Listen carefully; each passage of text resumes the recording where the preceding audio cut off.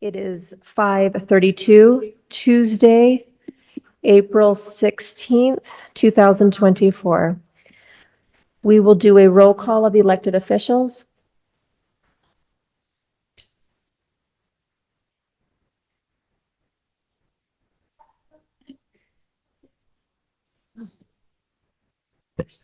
Councillor Travis Hoban, Councillor Becky Bogdan, Councillor George Handley, Councillor Rachel Whipple, Councillor Catrice McKay, Councillor Gary Garrett, and Mayor Michelle Kafusi.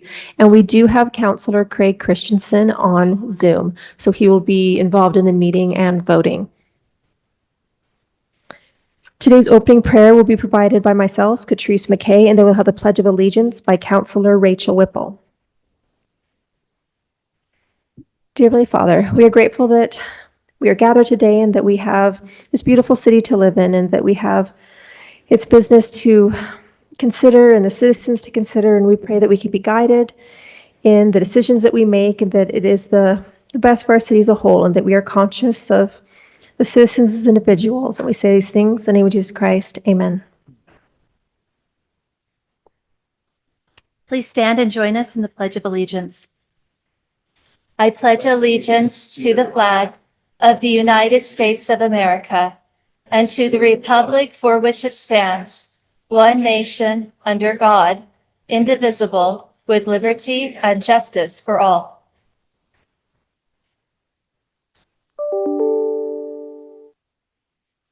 As indicated on the screen, a required public hearing will be held for certain agenda items prior to council action. After each such item has been presented, time to comment will be provided for all those who wish to speak.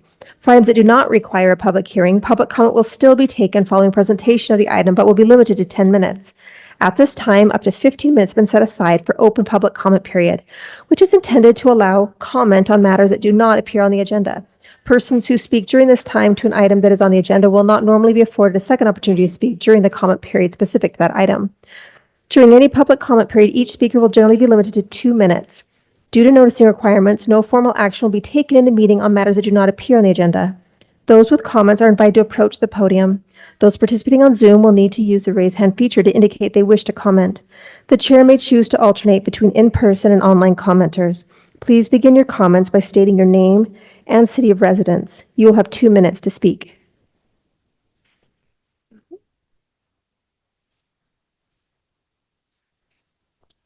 My name is Don Jarvis. I'm chair of the Citizen Sustainability Committee in Provo.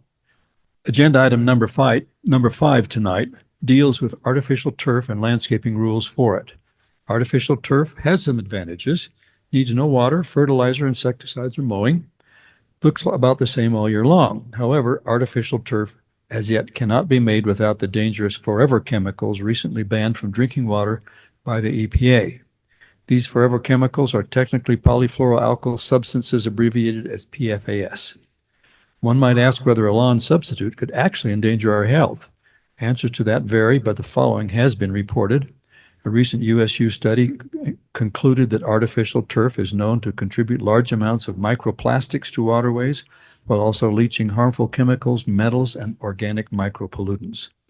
National Institutes of Health reports that opponents are concerned about hazardous chemicals leaching from the crumb rubber cushioning fill made of recycled tires, plastic carpet, and other synthetic components.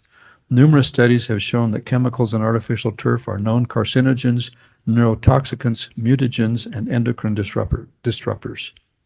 The Journal of the National Cancer Institute reports that many federal agencies are studying the issue of artificial turf and cancer, but some sports facilities aren't waiting. At least 30 clubs in the Netherlands have stopped the public from using fields made with artificial turf because of fears that it could be dangerous to health. The National Recreation Parks Association reports that high surface level temperatures on these artificial turf fields compared to natural turf have been well documented. A BYU study found that the surface temperatures of synthetic turf was 37 degrees higher than asphalt and 87 degrees hotter than natural turf. Neuroscientist Kathleen Michaels points out that any temperature over 120 degrees Fahrenheit can cause skin burns in two. You must have hit 2 minutes. Thank you so much, Don.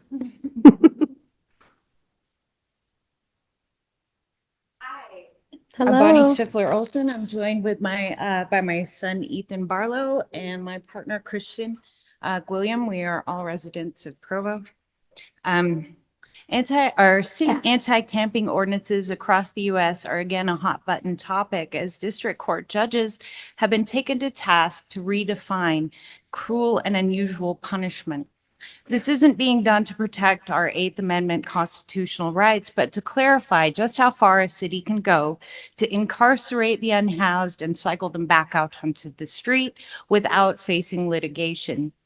Rather than posit the answer to this question, we ask the council to consider what it means to self-actualize or to fully realize one's social potential through internal drive necessary to sustain self-reliance. As a thought experiment, ask yourself to reflect on your day so far. Most of us slept in a bed last night. We have ready access to showers, hygiene supplies, clean clothes, and food to fill our bellies. Our environmental temperatures in home and office are comfortably regulated by thermostats, furnaces, and AC, such that we don't have to worry about inclement weather hour to hour for survival. Because we have immediate access to these resources, we are able to sustain employment that ensures continuation of our material needs.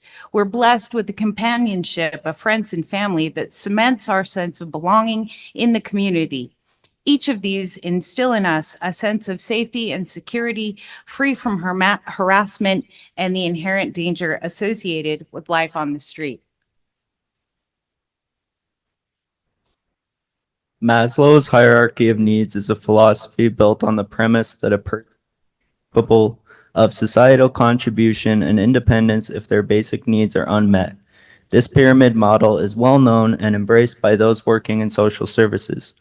Maslow also theorized that it is once our basic needs are in place that we are able to grow self-esteem, and out of that follows the aforementioned self-actualization. As you contemplate your day so far, which of the previously stated basic needs, each of which is included in Maslow's hierarchy, do you take for granted? In searching for solutions to homelessness, there is much talk about the issues contributing factors. First and foremost, we must acknowledge that the leading cause of homelessness is lack of housing. Our city has numerous agencies meant to serve as a safety net so that the poorest among us have access to housing, but no amount of bootstrapping can pull a person off the street when there aren't homes to live in. Presently, Provo, which is the hub of Utah County, is without affordable shelter options for those included in the annual point-in-time count of the unhoused. There aren't enough hotel vouchers, not enough transitional beds, no places for those who live in cars to park overnight. Provo City Housing and Food and Care Coalition's Candlelight Villa are at max capacity with a year-long waiting list. Even the refuge lacks space for the rising number of women and children displaced by domestic violence. And can we refuse an unhoused person the right to pitch a tent and roll out a sleeping bag to stay warm and protected throughout the night and call ourselves humane? Is Provo cruel towards the unfortunate? Do we punish those who are already suffering? Who knows the outcome of the future of court rulings, but what does matter is if we pledge to uphold justice for all. Are we not a city which boasts a welcome home to its residents? Do we not know what's right? No Supreme Court ruling is necessary to answer these questions. Provo has a very unique culture. We are a city blessed with abundant resources, and we claim exceptional morals, ethics, and values. We hope that the city government will uphold responsibility and be accountable in making policy that matches words. Thus, we respectfully request an immediate repeal of the city's anti-camping ordinance, and we ask that the mayor and council make a concerted effort to create a new Maslow-based approach to the U.S. homeless crisis that will stand as a beacon to the nation. Thanks, Bonnie and family. Hi, my name is Carol Hurst. Today I'm here to plead with you to provide our streets department with funds to make changes to 800 North between University and 700 East for the safety of the students and those of us who live there full time. The accident that started my passionate quest for changes on 800 North occurred last September when I witnessed a young man hit by a car in the crosswalk at 600 East. The setting sun was at a brutal angle blinding the driver. And as a student was hit, his body somersaulted over the car and he landed on his back and on his head. He suffered a cracked skull and the traumatic brain injury will most likely affect him the rest of his life. The only thing that could have prevented that accident would have been a stoplight. From my kitchen window, I witnessed near misses up and down 800 North and have subsequently been a thorn in the side of Vern Kiesler, our very patient head of Provo Street Department. I am pleased to see his recent changes and additions. That's huge. However, 2 days after the flashing lights went up, there was another bad accident. That's 2 severely injured students in 6 months that I know of. There could have been more. It is evident that Mr. Kiesler has done the best he can with the budget he's been given. I so appreciate his efforts, but the majority of students still feel unsafe crossing that street. Unlike Campus Drive, which parallels 800 North just up the hill, where BYU has 3 stoplights for those same students. I know there are so many vital demands on you throughout the city, but my plea is for these, our dear and precious young people who need our help. Many are scared, some are even terrified of 800 North. I plead with you for sufficient funding for more drastic changes to 800 North. Last week, with the help of the Public Health Masterclass at BYU, I conducted a survey to which over 400 students responded. So here's a copy for each of you. Thank you for your time. Thank you. Thank you, Carol. My name is Parker Risk. I'm a BYU student, and I worked with 4 other BYU students to conduct a different survey, which was focusing on the intersections of 800 North, 700 East, which is right by Cup Bop, and then also the intersection at 700 North, 800 East, which is right next to the College Place apartments. The purpose of this survey was to determine which intersection proposed a greater danger. And with our survey, we found that 37% of respondents, which was 159 students walking through these intersections daily, 37% of them have been hit or almost hit in these intersections. 47%, nearly half of students, have seen someone else get hit or almost hit in these intersections. Most of them attributed this to visibility or speed going through this area.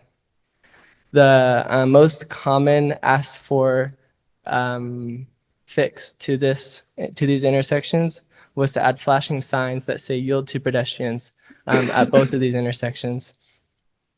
So with this data, we recommend that there is a greater focus on the Cup Bop intersection, which is the 800 North, 700 East, because a larger number of students have experienced issues in that intersection.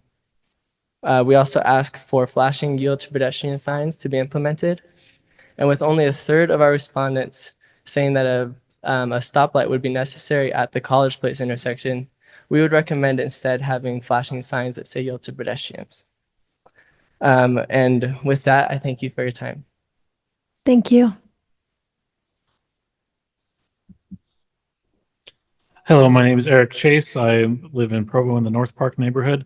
I know earlier today in your study session or your work meeting, you were talking about the bridge expansion on 820 or 800 820 North over the Provo River. And I want to change a little bit of the way we're talking about that. I have several people on the council and other people have mentioned it as an issue of connectivity, but I think that is the wrong way to phrase the problem. There's already a connection. You're not increasing the connectivity by increasing the capacity. What you're doing is increasing the convenience, is what I like to call it, because you're making it easier for more cars to go back and forth through the area.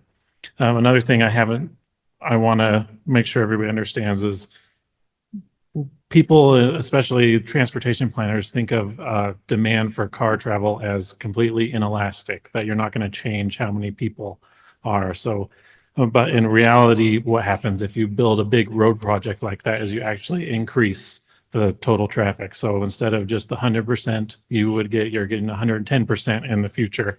And that increased traffic adds up, and eventually there's pressure on every road in the system. So there's going to be, people might think, well, we got to build an 800 North because that's the best option. But when you do that, you're increasing the likelihood we're going to have to build in other places, on Slate Canyon, on 1460 North or 2000 North, or on Canyon Drive or wherever, because you're increasing the total demand on traffic.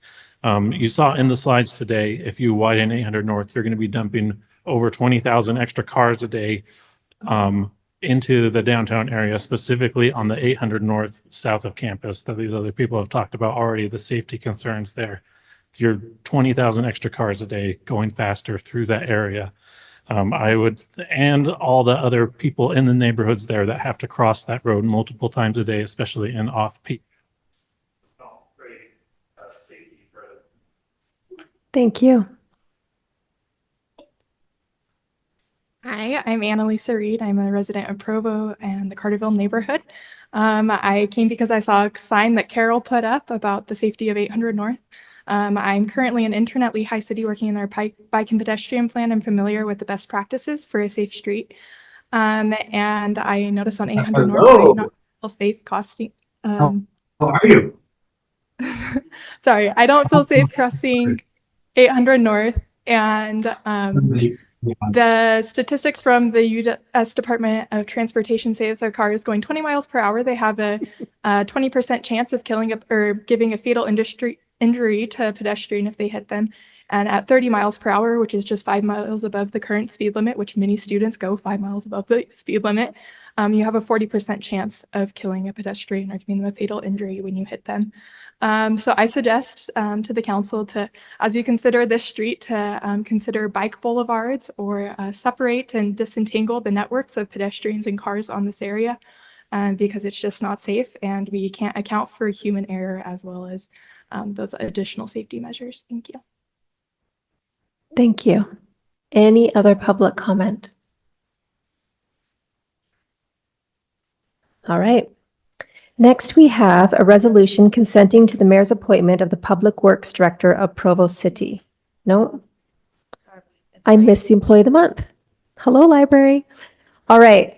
Every month we do an Employee of the Month, and this year it is the library. So we will hear from our Mayor, Michelle Kafusi, and Carla Gordon, who's the Director of the library.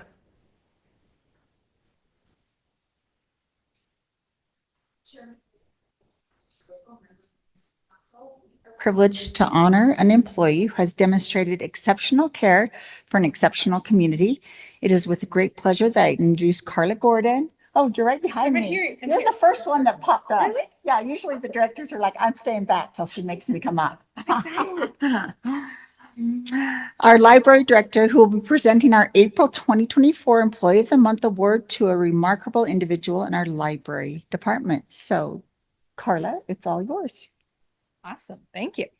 The award is going today to Allison Smith, who is a senior librarian at our library. Allison Smith has worked for the Provo City Library since 2010. She started out as a part-time page, putting books away, and then became a clerk, helping in our circulation department, then became a part-time librarian, eventually earning her master's degree in library science. In 2018, she was hired as a full-time librarian and has since advanced to become one of our senior librarians. Allison leads our teen team. Over the past year, she and her team have been working to really engage our community's teenagers with new and consistent programming. She's been running our teen Minecraft club for coming up on 10 years. That's 15 to 30 teenagers for 2 hours every week geeking out about Minecraft. She deserves an award. Allison also helped us start our very popular video game collection. She researched it and convinced her manager and director that it was a good idea, and it was. It's been amazing and very popular. On top of all these specific efforts, Allison is an amazing librarian. She daily helps people who visit our reference desk with questions of all kinds. She is always calm and kind, helpful and knowledgeable. She is quick and responsive and always looking for better ways to serve our patrons. She is always a wonderful mentor. She's also a wonderful mentor and example to our newer librarians. We are so lucky to have Allison on our staff as she continues to provide stellar service every single day.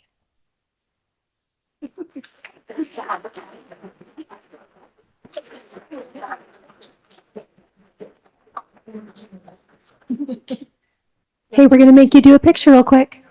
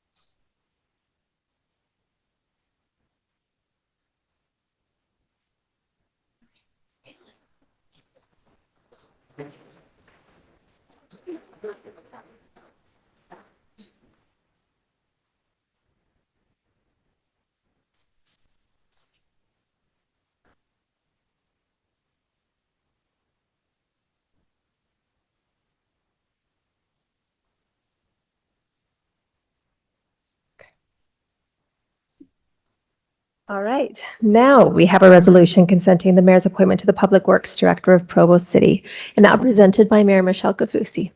Thank you, Chair McKay, Vice Chair Whipple, and members of the Municipal Council. I am recommending the following appointment of Gordon Haight as the Provo City Public Works Director and ask for your advice and consent.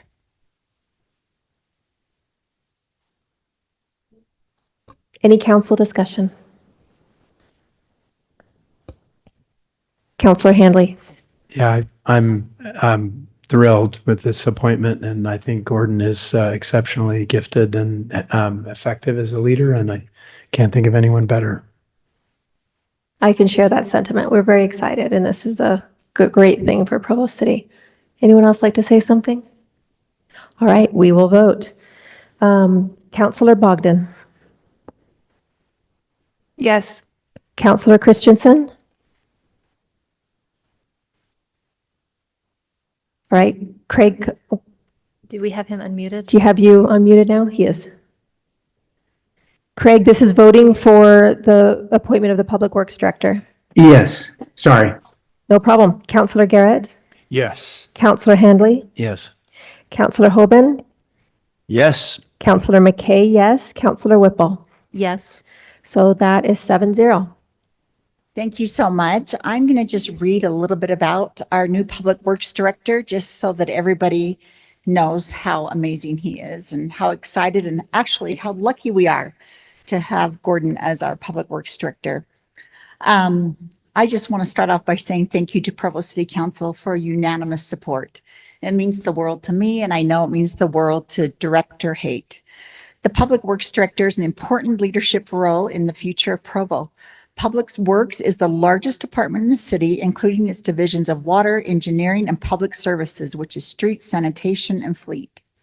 The airport is also currently under Public Works. Gordon has the experience our thriving community needs with 30 years almost of municipal experience in engineering, public works, and administration. That's what I love about Gordon is he's lived all sides of being a public servant. So he gets what you and I go through, but he also is an engineer and he gets the black and white. So he's really unique for this position. We're really lucky to have him. So in recruiting a public works director, we listed our desired qualities, which included dynamic leadership, innovation, and engaging communication. We've all seen Gordon in action and know he checks all the boxes. Gordon's expertise has played a crucial role in numerous community projects in Provo in his role as the city engineer and the interim public works director, including the overhead pedestrian bridge at Provo Central Station, the Provo Airport expansion, the enhancement of trails and bike paths, and the upcoming opening of our 100-acre regional park this fall. And we're excited to have him continue our forward-looking vision with large-scale transformative projects such as our wastewater and our water treatment plants. So just a little background about Gordon. He was raised in California and made Utah his home at the age of 21. He graduated with a bachelor's in civil engineering and a master's in engineering management from BYU in 1987. And he enjoys spending his free time with his family and especially camping and hiking with his grandchildren. So with that said, we'll now ask Gordon and his lovely wife Jennifer to please come up, and we have Judge Schreiner here, and we will do the official swearing in of our new Public Works Director.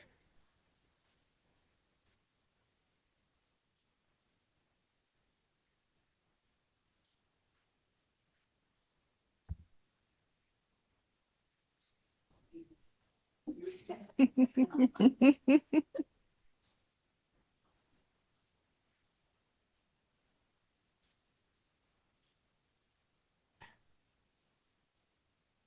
Gordon Marsh, 8th the 2nd, do solemnly swear.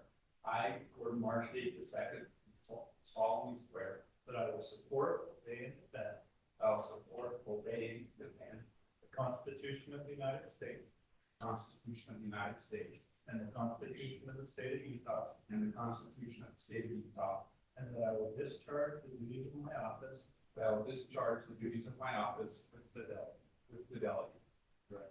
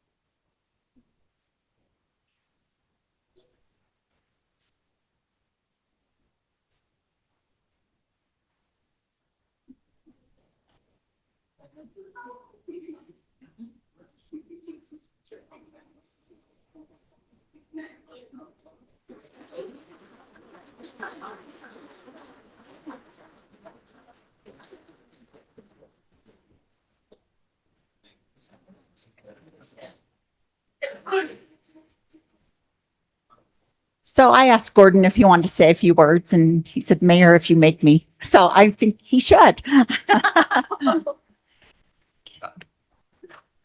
I really appreciate the appointment by the mayor. She has been wonderfully supportive and helped in every aspect of my assimilation here in the Utah or the Provo culture. As an engineer, I learned not to talk a lot. Then I became an administration, a bureaucrat, and I talked a lot. So I'm going to try to really be brief, but I really appreciate the support of the council, and I am really interested in what the residents think. And I make it a point to listen to everybody, and I think it's really helped my career to be able to find out what people are thinking, and it's helped me grow and develop as a better engineer as well as administrator and being involved in municipal government. So again, thank you very much.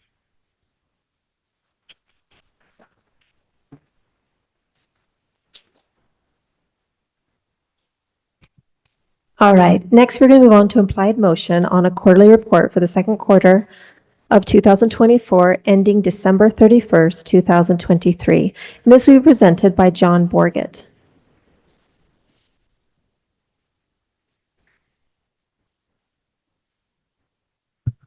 Thank you, Chair McKay and the council. I'm looking forward to kind of walking you through our quarterly report. Just flip a page here. Scroll up a little bit. What's that? Okay, great. Okay. The quarterly report is intended to give an unaudited summary information to the reader about Provo City's revenue and expenses for the second quarter of the fiscal year 2024 ending December 31st, 2023. The quarterly report contains financial data comparing previous year revenue and expenses to current year actual revenue and expenditures, along with the 5-year comparison for each fund. No data on revenue and expenditures is final until the city has completed its annual audit and issued a comprehensive, the annual comprehensive financial report. So I go the right way here. Okay, so this right here shows general fund revenues and transfers in through 6 months. And on the surface, as you look at this report, it actually looks like we are doing really well because, as you can see, we're halfway through the year and our revenues are at 52%. Our transfers in are at 55%. But I would just mention that based on when revenues come in and the overall seasonality, things are not as optimistic. They're still looking pretty good, but I'm going to kind of walk through and give you a little bit of providing information. So here we're looking at the general fund revenues, and you can see there on the second quarter in the center, the furthest column to the right is the budget, and then the second column, which is blue, is the actual. And we are slightly behind budget for the first 6 months of the year. I've actually done some projections and I've met with administration. We've kind of reviewed these projections through 9 months. And so I'm going to give you just a little bit more up-to-date information on how we're looking for revenues in the general fund. As a whole, right now, we are projected to be about 2.4 million below budget for the general fund. I would let you know that, and I think I've shared this before, but as an administrative team, as including the directors, we meet monthly and have kind of been reviewing these forecasts. This has been kind of where we've looked pretty similarly since September. And so we've continued to be down about the same level. We've actually went through and identified some anticipated payroll savings as well as some operating expenses that will offset this decrease and protect the general fund balance. And so just give you a heads up that we've been watching that. If you go to the next slide, this actually shows sales tax revenue. And we have a little bit of lag when we get sales tax revenue. We now have sales tax revenue through 7 months, okay, which is through the end of January. And we are anticipated to be down about 2.1 million in sales tax for the year if it continues at a similar trend. So most of the decrease that we're experiencing in the general fund is coming from sales tax. And as most probably know, sales tax is the most volatile revenue that we have in the general fund.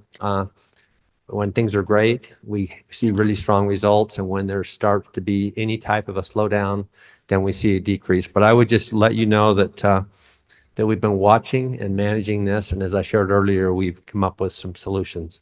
And it hasn't been getting worse. It's been staying kind of that same trend since September. Also, our recreation, arts, and parks tax, often called our RAP tax, it's also based on sales tax revenue, and so it shows a similar trend. And what happens with that is that we just have a little bit less money to do our projects with that money when it doesn't come in. But we kind of estimate that, and Parks and Rec's been following that closely as well. If you look at, there we go, development services, you can see that we anticipated that our revenues weren't going to be as strong as they were in the prior year, but we're actually slightly ahead of budget with development services. Parks and Rec, we're pretty close to last year, slightly down from last year, but a little bit down from the budget. If you look at franchise fees, we're down a little bit from the budget, but we do typically at the end of the year have some of our entities that pay in July and August for the previous year, and so I think that'll come back. We'll be fine. Justice Court, the last couple of years since the restrictions were removed from the state court's office, we've been trending good, and we're once again trending. We're ahead of budget there, slightly down from last year, but ahead of our budgeted number. This just kind of shows the general fund summary overall and just kind of walks through. The number at the top is what we looked at before, just the revenues, but now we're listing expenditures. And you can see that our expenditures are about 49%, which is tracking right with what we'd anticipate for the year. This just kind of shows appropriations. We haven't really done a lot of appropriations out of general fund balance. We did do an appropriation for the airport loan, but that was in January. I think it was February or January, but for the first 6 months, we've only done about 99,520, and we did in the second quarter an appropriation for the My Hometown initiative of 28,000 that was approved by the council. We also have our innovation fund that's listed below. This just kind of shows you balances of projects. This continues to be a really accessible and popular thing by the departments as they're able to submit projects for innovation that are innovation related and be able to do things that they may have not otherwise been able to do. So it's been a great program. I'm not going to go through every single fund, but I just kind of want to mention that with the library, We are closely watching the library. I know that the council approved a budget increase last year, a small amount, but we are replacing a chiller this year, which has been a pretty substantial expense. And we do continue to have concerns about fund balance, and Carla will be coming back to discuss with you in her budget presentation in a couple of weeks, the end of this month. And the golf course continues to be successful, self-sustaining. This is kind of through the second quarter, typically, as you can imagine, is November and December, which typically we see little golf. But as we see through the rest of this year, we anticipate that they're going to be strong. They are self-sustaining, and I would say that they're on a very positive trend. With that, I'm not going to walk through all of the enterprise funds, but I'm happy to answer any questions. And just wanted to give you kind of a little snapshot of how things are looking. Any questions for me? Yes. Councilor Whipple. Yeah, so I was wondering why there's such a larger shortfall on the RAP tax than there is from the sales tax, like why those don't mirror each other more carefully. It's a very, very good question. What happens with sales tax is that our distribution from the state comes in two forms. First is what we call point of sale. And so half of the distribution we get from the state is based on actual point of sale within Provo, which all of the RAP tax is that way, okay? But then is the sales tax formula, the other half we get based on population. And so what they look at is our population compared to the rest of the state.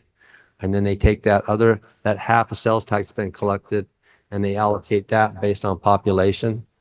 And so what's happened is because we get half of ours based on population and on what's happened in the whole state, we're not as down quite as much as the RAP tax because it's based only on population. So what that tells you is that actual sales in Provo are down a little bit more than they are in the state. And so we've seen a little bit larger decrease through the RAP tax. Thank you. Okay. Councilor Hoban. Yeah, can we go back to the innovation grants? Sure.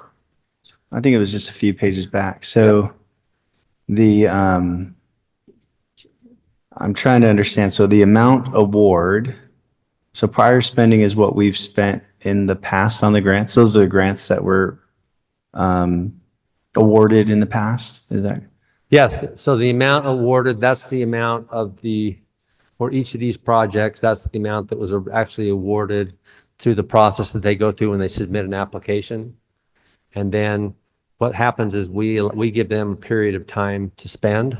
And so then there's the prior quarter, and then there's the actual second quarter, and then that's the cumulative spent, and then the actual balances. And then we actually monitor those. We don't allow those to just stay indefinitely. And we actually work through and let them know that they need to finish it out, or we're going to close that grant and then submit another process. Yeah, I was just curious why.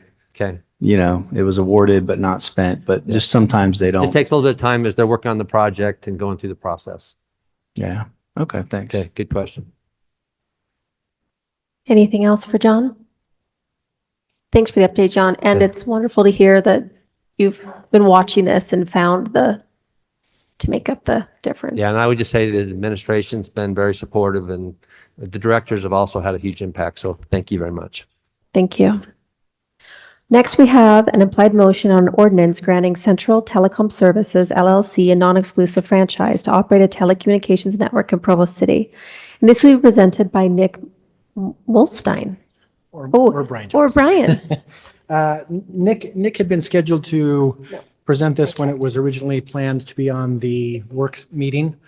But with council staff and council leadership, we talked about it and decided to just put it straight onto the evening meeting because in many ways, these are somewhat pro forma. So for new councilors that maybe not have seen one and for the public, a franchise agreement is an agreement that essentially lets a company operate inside the city within the city rights of way. So, we own the streets, but there are a lot of companies that actually have their infrastructure underneath the streets, internet, telephone, gas, Questar Gas, etc. those companies actually require our permission to install their infrastructure in the streets, and they do that by way of a franchise agreement that typically includes a provision that allows them for a certain number of years to operate inside the city, to have customers inside the city, and to pay us a fee based on their gross proceeds from their customers inside the city. And that fee in many ways operates as recompense for the wear and tear that they impose on the streets by sometimes having to do repairs and by the installation, et cetera. Anyway, in the internet realm, federal law requires us to allow internet providers to be able to operate in the city. We can't pick and choose and only let the companies we like in. We have to establish a level playing field, is the term in the federal statutes, in the case law. And anybody who can meet those requirements, we need to let in. In this particular case, Central Telcom is a small internet, smallish, at least client-based service provider. They have 34 clients inside the city that are all businesses.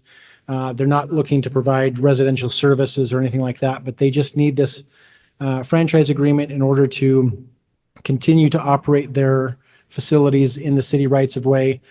They have had a franchise agreement with us for several years, and it's expired, so they're just looking to renew it now, and they have accepted all of the standard terms. So happy to answer any questions if there are any. Thanks, Brian. Any questions for Brian? Councillor Whipple. So is there a separate agreement for them to use the poles and attach? Yes, I don't know because, again, I wasn't directly involved in negotiating, but since I have not heard of there being one, it might be that they underground everything. But when a company does come in and wants to use the poles, we require a separate pole attachment agreement. Okay. I know one issue that often comes up is sometimes these operators will leave cables and things dangling all over, and it's really difficult when we call customer service to identify who the bad party was. Right. Usually, and I don't want to speak in contrary to what Amanda would want to have happen as the Director of Customer Service. I don't know. She may prefer for those calls to go directly to 311. Ultimately, in my experience, it's going to be the Energy Department that actually identifies who the attachers are, because they maintain and monitor the poles. So we may need to check with customer service. I'm not sure if the best process is for calls to be made directly to Energy or to be made to 311 and then for them to forward the request onto Energy. But that's usually where the information is going to come from. But the case is that if anyone does see a problem with that, the process for complaining is to go to 311. They will figure out how to identify the person who needs to make it right. That should be what the process is, and we do have the ability in those pole attachment agreements to force them to clean it up. Wonderful. Thank you. You're welcome. Anything else for Brian? All right, thanks, Brian. Any council discussion? All right, we will have a vote on the implied motion. Councillor Christensen. Yes. Councillor Garrett. Yes. Councillor Handley. Yes. Councillor Hoban. Yes. Councillor McKay, yes. Councillor Whipple. Yes. And Councillor Bogdan. Yes. So that passes unanimously, 7-0. Next is an implied motion on a resolution approving an interlocal agreement with Utah County regarding funding for the 600 South Trail, 200 East, 100 West Improvement Project. This will be presented by Gordon Haight, our Director of Public Works. Sounds good. Thank you. So the city has applied for funds from MAG and received them several years ago. And this interlocal agreement allows us, do we have that slide to put up or? Okay. We have a slide showing just the location of this, but this is on 6 South, right along the railroad, right. It starts where the pedestrian bridge goes over and extends down to the park. But the intent is put sidewalk, curb and gutter, bike lane, some trees. Anyway, that's the project. But what we're asking you to do is approve the interlocal agreement so we can get the money to go do that.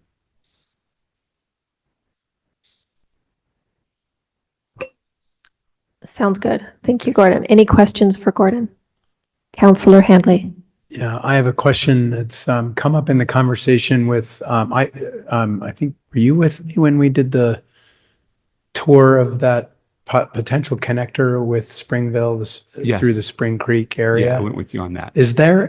Do we know anything about whether this contemplates going far enough east to connect to that at some point? This will connect to it, but it won't be part of that Spring Creek Trails, if that's what you're asking me. So Spring Creek was a Jace that was being proposed, went along the cemetery and then went south into Springville that we walked. Yeah. And this won't get clear up to the cemetery with this particular funding. We would have to look at some other funding to make that work. But yes, that's. I mean, it gets us closer there, but we don't have any immediate plans to get that funding to extend it. No, we did. We put in an application with Springville to do a study for the Spring Creek Trail. Vern left. I believe we got awarded that.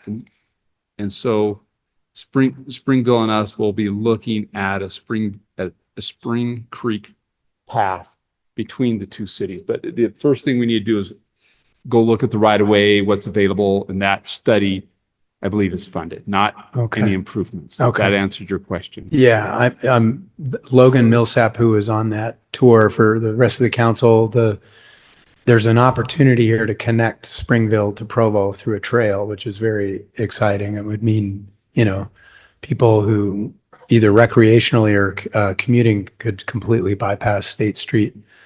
But Logan Millsap, who was on that tour, is now a city council member in Springville. And so he got wind of this conversation, was wondering if there's a future connection, but it sounds like the study has been approved. And so we'll get more information at that point. The funding's always like a little bit behind, but once that gets, I'll be coming to you to do another in-local agreement with somebody to get the money. But until then, we're not doing that. Okay.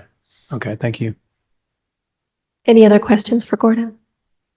Thanks, Gordon. Right. Any council discussion on this matter? All right, let's take a vote. Councillor Garrett. Yes. Councillor Handley. Yes. Councillor Hoban. Yes. Councillor McKay, yes. Councillor Whipple. Yes. Councillor Bogdan. Yes. And Councillor Christensen. Yes. And that's 7-0. Next, implied motion on a resolution approving an interlocal agreement. Turn my page. Next, implied motion on an ordinance amending Provo City Code regarding landscape design standards. Hannah Salzel. Hello, Council. This was discussed in the work meeting, so I'll just be very brief and clear up some of the misunderstandings that I've heard going around this item. This item has changed significantly from when it came to the council before. This originated with a landscape amendment to the council, just updating the amount of vegetative coverage from 35 to 40%. At that time, some staff and council expressed interest in exploring prohibiting artificial turf, which was in the same portion of the code as we were looking at other updates. That proposal to prohibit artificial turf came to the Planning Commission for their review. They recommended a more moderated approach at treating it artificial turf like non-vegetative coverage. So the current code allows 100% artificial turf coverage and does treat it as a vegetative coverage like another plant material. The new proposal with the moderate compromise proposed by the Planning Commission removes artificial turf from the list of vegetative coverage, treating it like other non-vegetatives and therefore limiting it at 60%.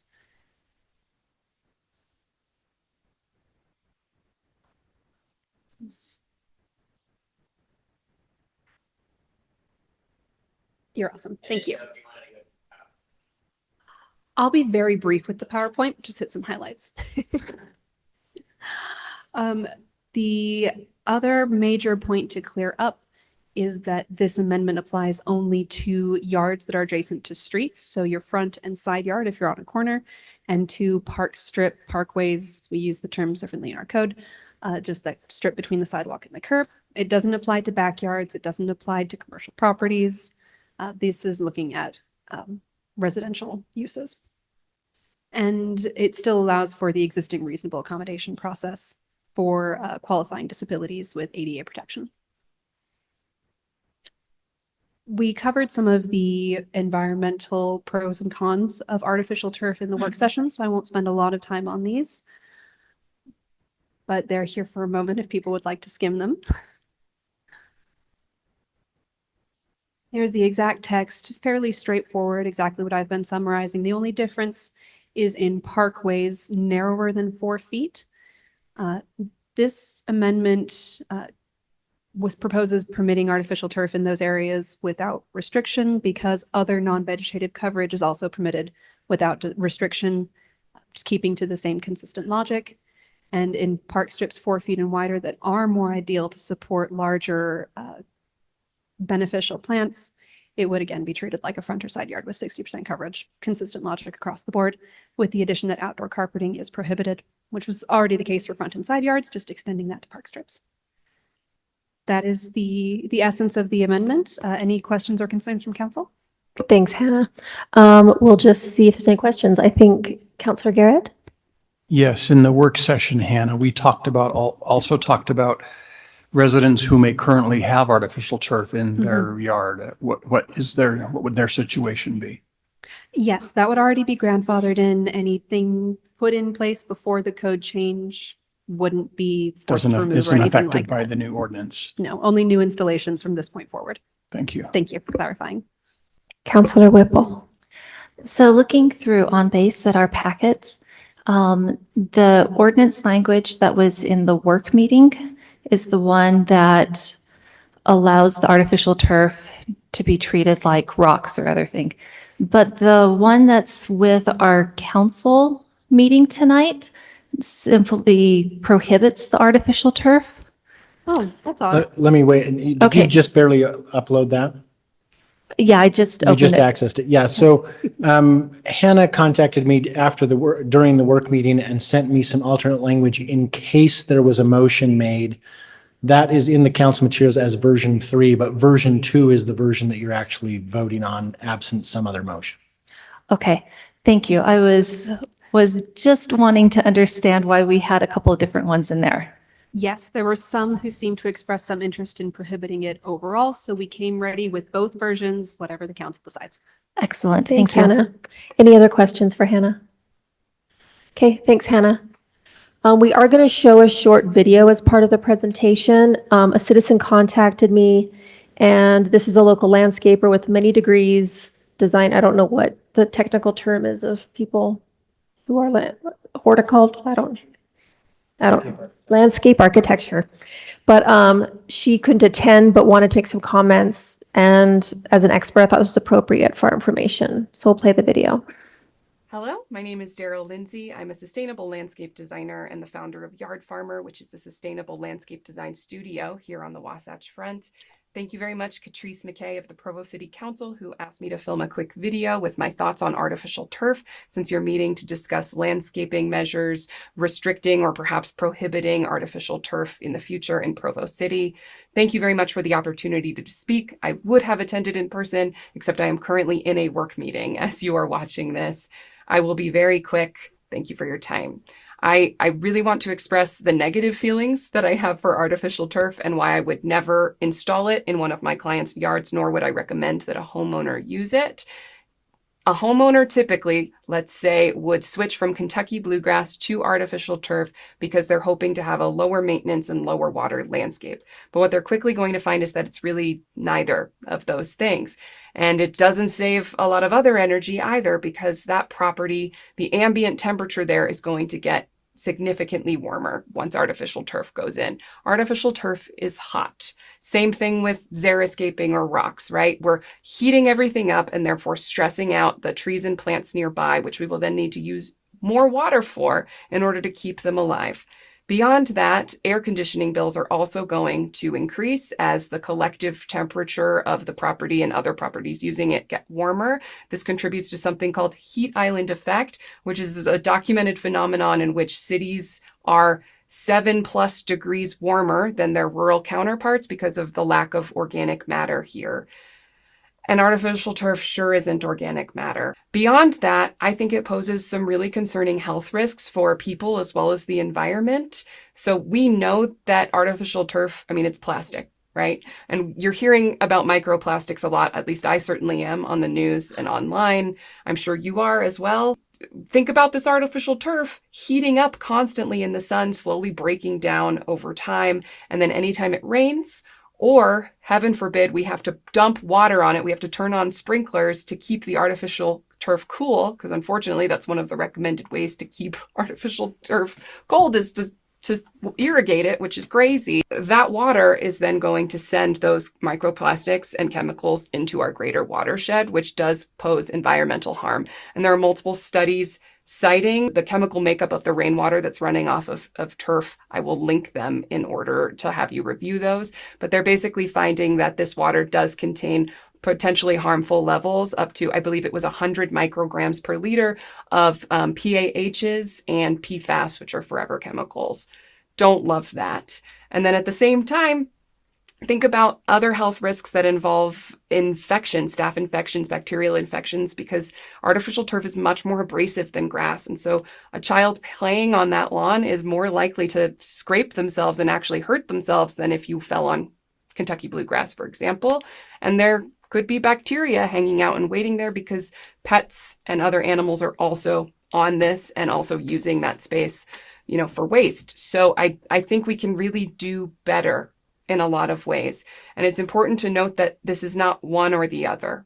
This is not Kentucky bluegrass, which uses way too much water along the Wasatch Front and really in the entire American West, or artificial turf. There are beautiful, energy conserving, wonderful ecological methods right in the middle. And that starts with adhering to local scape standards, reducing the size of lawn to be more central, open, efficiently maintained, irrigated and weeded shapes, replacing perhaps the surrounding area once you shrink your lawn a bit with trees and native plants that are adapted to our rainfall and dryout periods and can thrive off of either rainwater or drip irrigation. And with that, we can see huge water savings while also keeping your city more beautiful and a heck of a lot cooler. Thank you for listening to my little rant. I will let you get back to your meeting now. I appreciate what you're doing discussing this measure, and I hope that you adopt those changes. I hope that other cities will follow in your footsteps to regulate and prohibit artificial turf, because that's how we could achieve collective impact, where we're really reducing demand for this thing that's harmful for the environment and increasing awareness and demand for positive, ecologically impactful measures. Thank you very much. Have a wonderful afternoon. Goodbye. All right, council discussion. Any discussion on this? I have a Implied quick motion? question. Yeah. So when would be the effective date for this?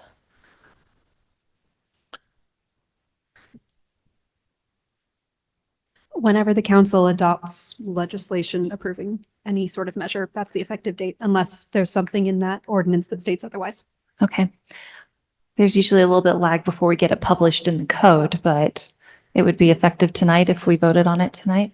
Not tonight. There's, under state code, it has to first be presented to the mayor for signature or veto and signed by her. So it usually takes about a week to 2 weeks before before ordinances actually become effective.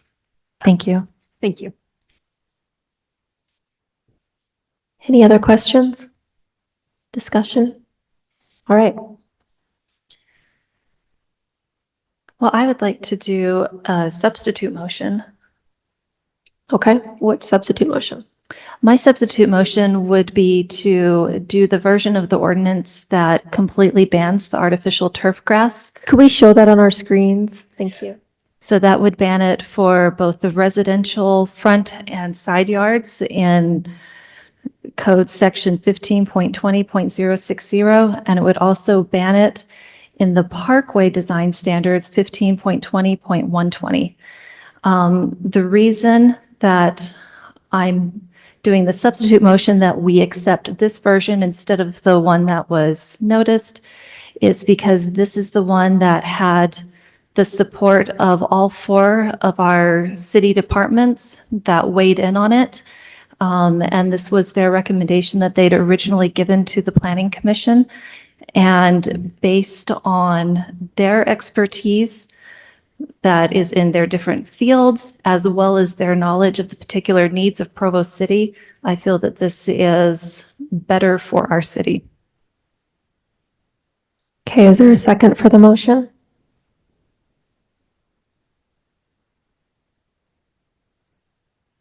I'll second it, especially for the sake of conversation. I'd like to hear from, I don't know who's here to comment on that from our staff to get their perspective, but I'd be interested in it.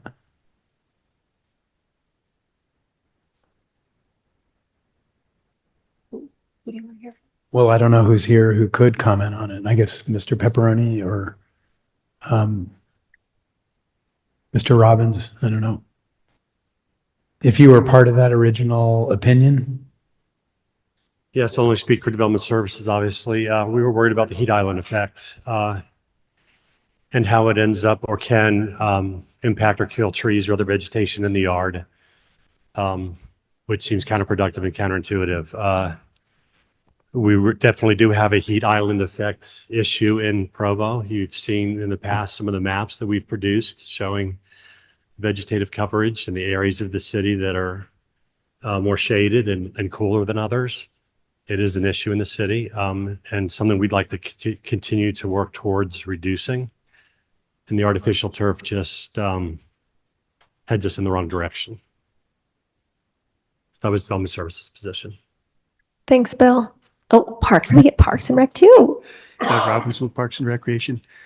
We as well were a little bit concerned about the canopy cover, the street trees that exist in Provo. There's over 30,000 trees that have been growing for many decades, and we're a little concerned that application of artificial turf might completely, abandon irrigation underneath those existing trees. And so that immediate impact would have, a pretty stark impact on our existing street tree and canopy cover within the city. Thanks, Doug. Any other discussion or questions? I have a question. Oh, go ahead, Craig. And I just wanted to be clear, this is only new construction. This wouldn't have any impact on people who have already installed artificial turf. Is that correct? That is correct. Anyone who's already done it is grandfathered in, and it's not an issue. Thank you. And there still is the accommodation available for ADA purposes. All right, ready to take a vote? Do we need to get public comment? Did we get public comments? No, we don't need to. Do you want to? Well, I don't know if people are here for it.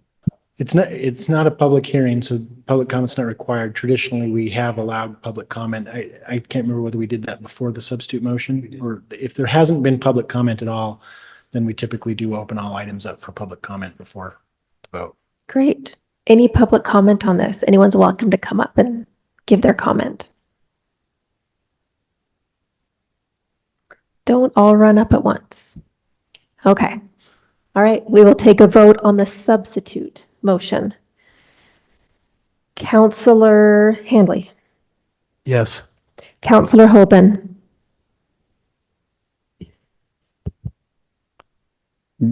Yes. Councillor McKay, yes. Councillor Whipple. Yes. Councillor Bogdan. No. Councillor Christensen. Yes. Councillor Garrett. No. So that is 4-3, so that passes. 5-2. No, am I wrong? I'm wrong. 5-2, passes 5-2. All right, next we have an applied motion on an ordinance amending Provo City Code Chapter 6.26 regarding short-term rentals. And this will be presented by Malia Daly. Who are those people?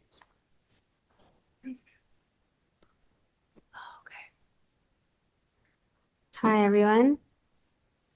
All right, so this is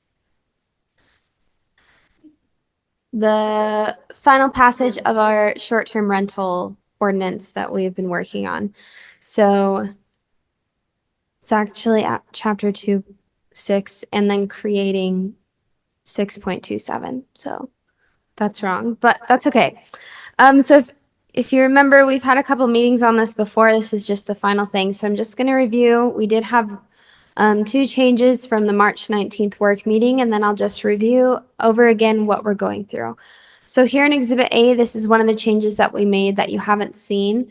So this is purely, we realized that in Chapter 626, which is rental dwelling licenses, short-term rentals were referenced in that. But since we created a whole new chapter of code, we just needed to go back through and clean up the old chapter that had references to short-term rentals there. So that's all that this change is doing.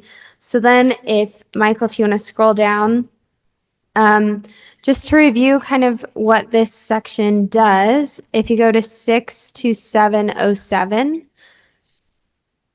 so really what this chapter is doing is creating a whole new chapter regarding short-term rental regulations, guidelines, licensing standards, enforcement, all of the above.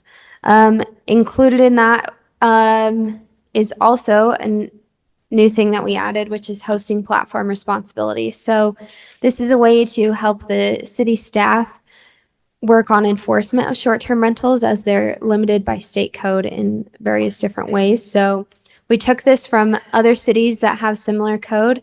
And what this does is two main things. It requires of hosting sites. So sites like Airbnb or VRBO that list short-term rentals. It requires one, a semi-annual report to the city. So to us, if you see that in subsection 1 there, recruiting the names of the people responsible for the listing, the address of them, the length of stay for the listings, the prices paid, where they are, things like that. And then in subsection 2, it also requires that hosting platforms cannot complete booking transactions without that property having a license through our city. So this kind of just helps us, since we cannot enforce on short-term rentals based on just a listing. This kind of helps Airbnb and other hosting sites be a good partner with us in following our laws. So that's the same as what you saw on the March 19th. Also, if you remember in that work meeting, there was a motion to include a cap on the number of short-term rentals per multi-unit building or development. So if you scroll up to section 02, this is where the cap is located. It's in subsection 3. Perfect. So it says here, in zones where short-term rentals are allowed, no more than 10% of the dwelling units within that multifamily can be used for a short-term rental. We came to the number of 10%.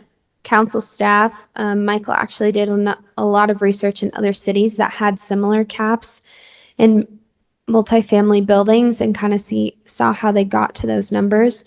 Most of them got to the numbers based on the needs of the city and the goals that the city has. So in some cities, they were like, actually, we need more hotel rooms. We don't have enough. We need more people staying here. So their caps were a little bit higher. Places where they're like, we have plenty. We're not really a tourist town, or we are a crazy tourist town and we don't have houses for our own people that live here and we're taking up housing stock, then their percentage were a little bit lower. Based on that, we council staff chose this 10% because we feel like that allows people to have a short-term rental in these units while also then still kind of aligning with the council goals that they've articulated as far as home ownership, and if these are condos and they're for sale, so that way people can buy them and rent them out. We want to make sure that those are not just being used as short-term rentals. So we kept it at 10%. That's an easy fix if we want to make a motion and change that. Not a big deal, but that's kind of how we got to the 10% there.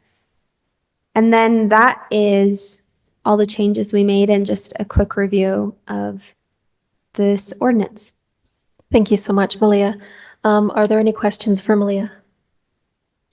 Councilor Whipple. Is multifamily building a word that's defined in our code? I'm going to say yes, but I'm going to wait. Aaron says yes. Okay. Yes. Is that for more than 4 units or what? I like consistency and language through our code, and I just want to make sure we've got that right. No, it's a great question. In Provo, Title 14, multifamily is defined as 3 to 4 units. Okay, so if it's a So- small multifamily building that only has 4 units, then it can't have any short-term rentals because one unit would be greater than 10%. Correct. Okay, That's also why we kept it down because we figured we don't have that many kind of duplexes or fourplexes. So that's better housing stock for home ownership. wonderful. Thank you. Yes. Okay, thanks so much, Malia. Yeah. We'll open up this item for public comment. If there's anyone who has public comment.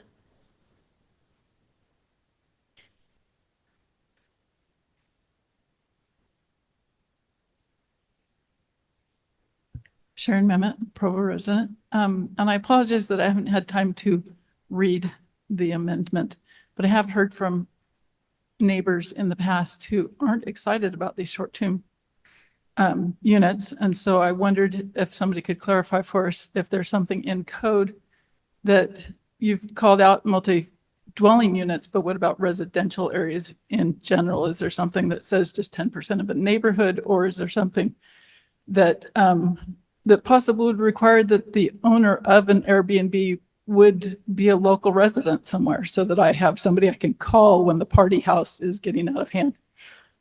Because I would feel like they would have more ownership in. We did pass, we've already passed it, right, Malia, the other short-term rental? Oh, this is it. Okay, it has a thing in it where they have to have a local person with a phone number that can answer within a certain amount of time and be very present. So that is in this new ordinance. So, see, before there used to just be a rental dwelling license, and now we're making a separate short-term because it is an issue. And it's different.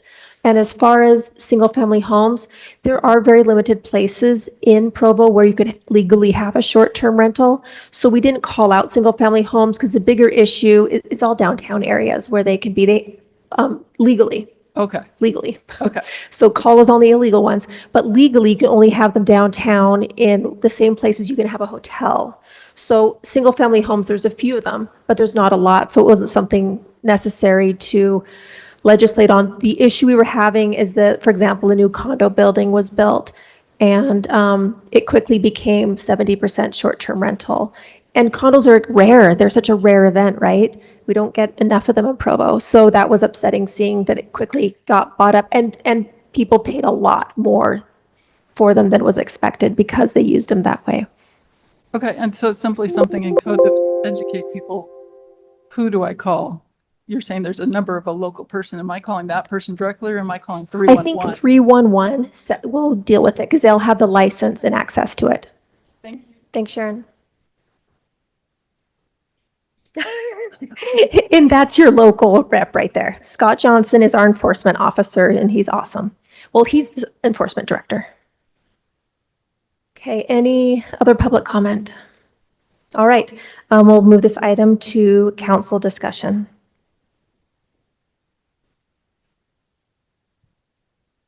All right, no council discussion? All right, then we will call for a vote. Councilor Hoban. Yes. Councilor McKay, yes. Councilor Whipple. Yes. Councilor Bogdan. Yes. Councilor Christensen. Yes. Councilor Garrett. Yes. And Councilor Handley. Yes. And that's 7-0. All right, item number 7 has been continued. Do I read it, Brian? You probably should, just in case somebody is here for that item. All right, next an implied motion on an ordinance amending the zone map classification of real property located at 1098 North Geneva Road from the A11 agricultural zone to the R161 family residential zone to create 38 residential lots in Lakeview North Neighborhood has been continued. Next, an implied motion on an ordinance amending Provo City Code regarding accessory dwelling units as a permitted use in a small section of the Foothills neighborhood. 44 homes in area between 1110 East and 1260 East and 820 North and 930 North. And this will be presented by Mary Barnes. Thank you. Thank you.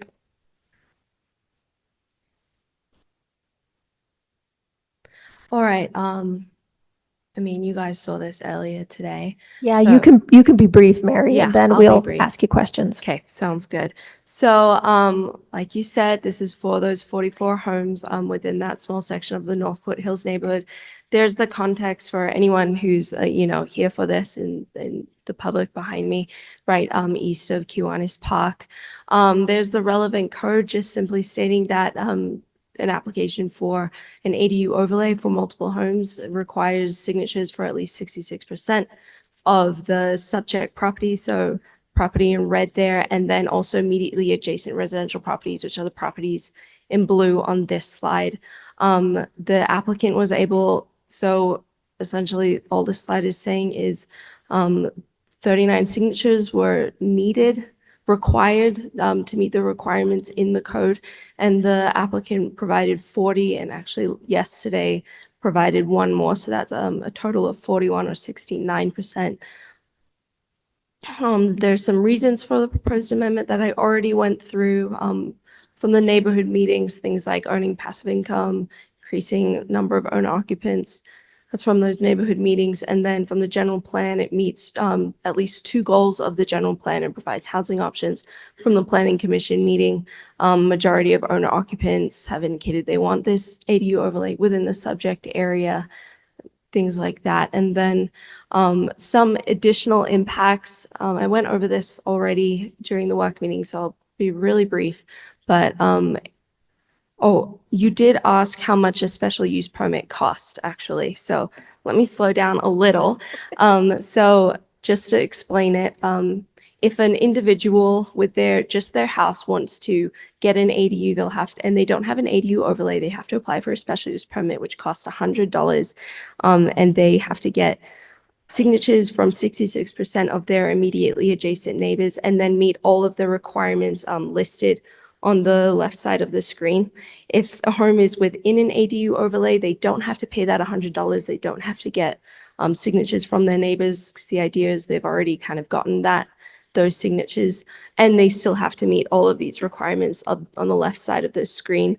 I just specifically want to mention the off-street parking requirement. At least 4 off-street parking spaces are required. Moving on, there were quite a few concerns from the planning commission meeting. I won't go through all of them. There are things like confusion on the enforcement process. How is our enforcement team, taking care of concerns about owner occupancy, no guarantee that this will increase affordable housing. And I won't go through all of them unless, someone has questions on those. But I did receive, Councilmember Bogdan forwarded me a letter from a resident today. He was specifically concerned about parking. His main concerns being, he said, if there's 44 homes here, each one of them has an ADU that's, 44 more units in the area. How are we supposed to handle that, handle that with parking on the street? The only thing I can really say to that is that our code does require 4 on-street parking spaces. Before an ADU can be approved, they have to prove that they have those 4 spaces. And an ADU overlay would not instantaneously bring another 44 units. Each and every single one of those homeowners would have to prove, like I said, that they have enough parking on their home to serve their tenants. And then, there's certainly opportunities to introduce more code to, I know that sometimes there's issues with owner occupants parking in the parking spots that are for the tenants, things like that. So there are opportunities to put more code requirements in there to help with parking. So all we have right now is that, I'll go back. Oh, wait. Yeah, it's here. All we have right now is that 4 off-street parking requirement. Everyone has to prove that. That's not going to be everyone within this area.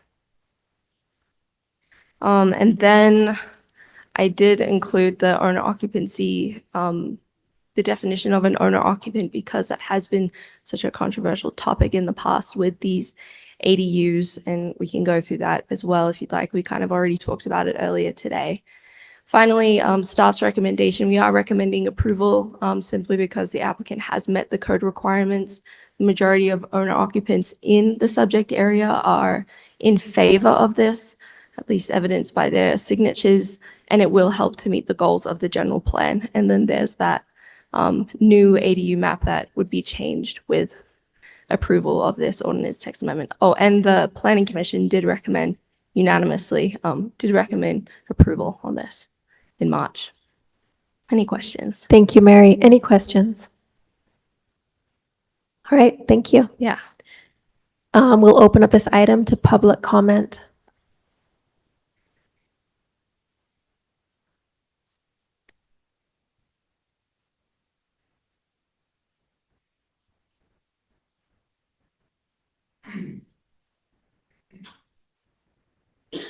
Hi, my name is Ruth Eldridge Thomas. Do I have a time limit? 2 minutes, okay. I'm the applicant in question. I just wanted to underscore a few things. I think it's become clear over the past 5 years that we've been working on this, that our goals and the council's goals are the same. Our goals as a neighborhood are to increase housing affordability in Provo, build and maintain a vibrant and diverse neighborhood that meets Provo's needs, protects property rights, and actively roots out housing discrimination. We understand this is a really hard needle to thread, and while we don't pretend to have all the blanket answers about the philosophy of housing or land use, or even about Provo, we do think that we have a solution that will work in this area.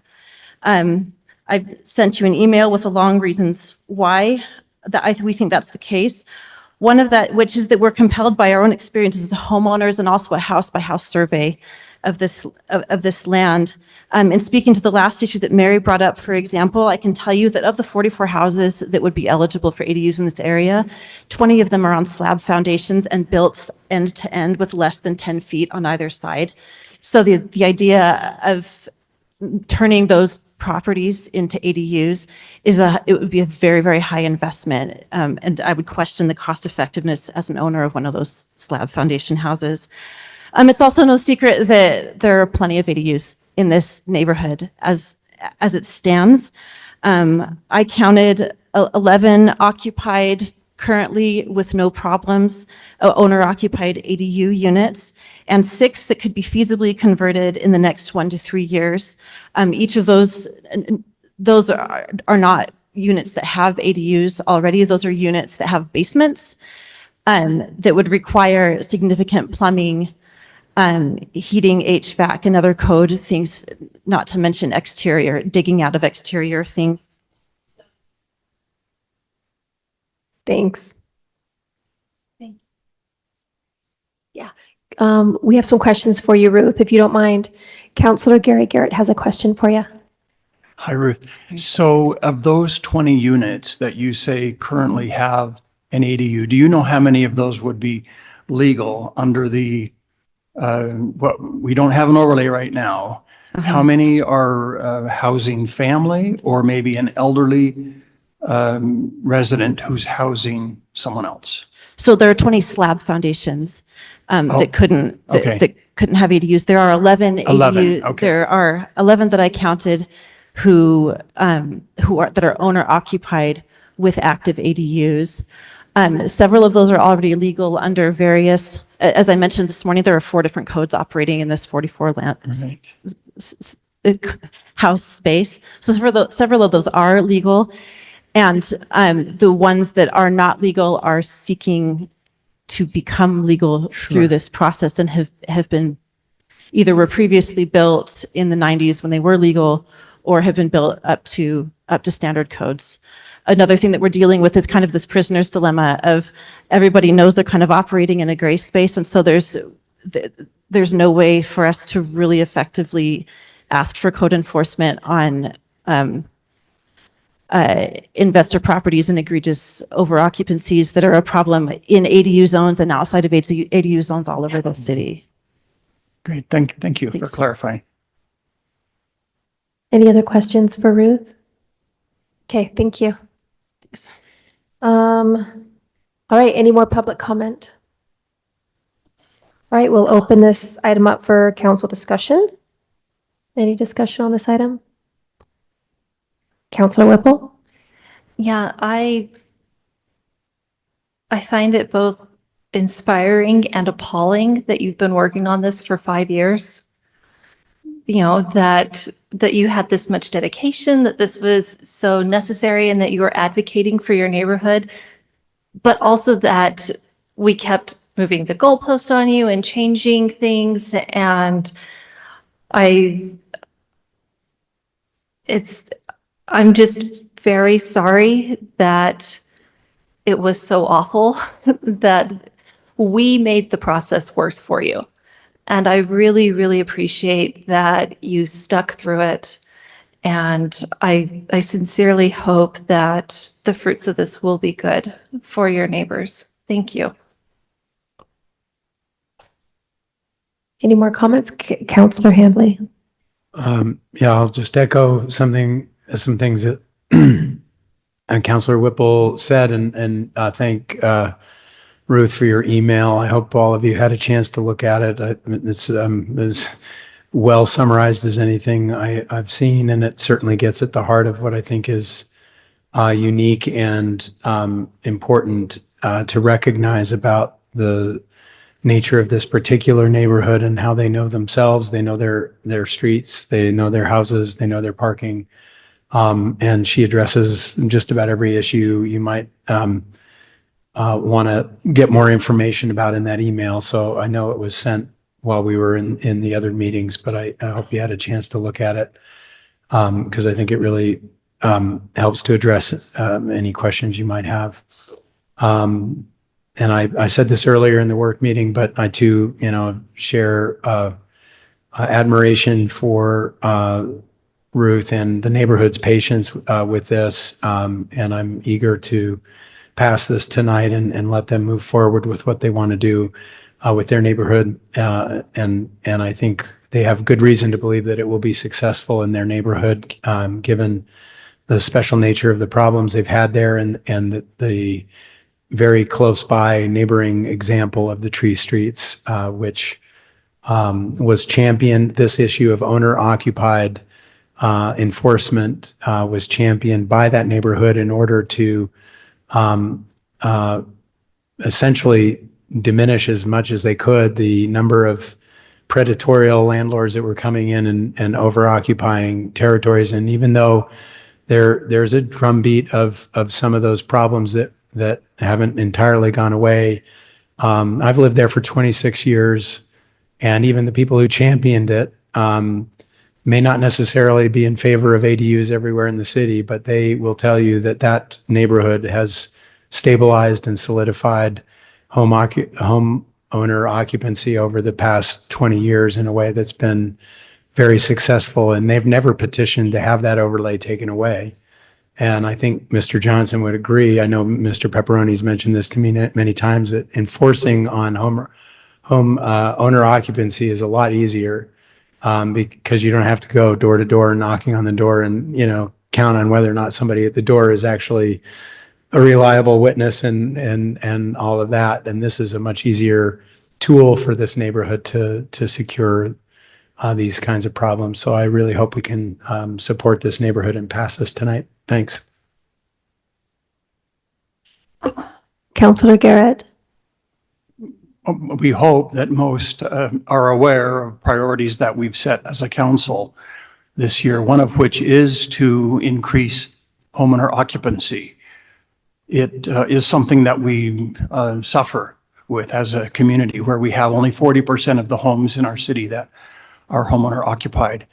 And I recognize the possibility, the requirement that homes in an ADU designated area with the overlay be homeowner occupied. I've seen ways that residents get around that by putting the home in the name of a child who then rents out the ADU to friends or others. And so it becomes a de facto student duplex. I feel we don't have to wonder whether or not this will thrive the way the residents hope it will and the way I hope it will. because we've seen in other parts of the city how it changes, how the ADU overlay changes the character of the neighborhood. I think it's been successful in some areas. I've seen others where it has not. And instead of stability, you get more where you know your neighbors and you build those relationships. You have increased transiency where you don't know from semester to semester who your neighbors will be. I don't know that ADUs are the way to resolve the issues that we face as a city related to homeowner occupancy. I respect the work that Ruth and many others have done to bring this forward, especially after many years. And for that reason, I will vote in favor of the ordinance.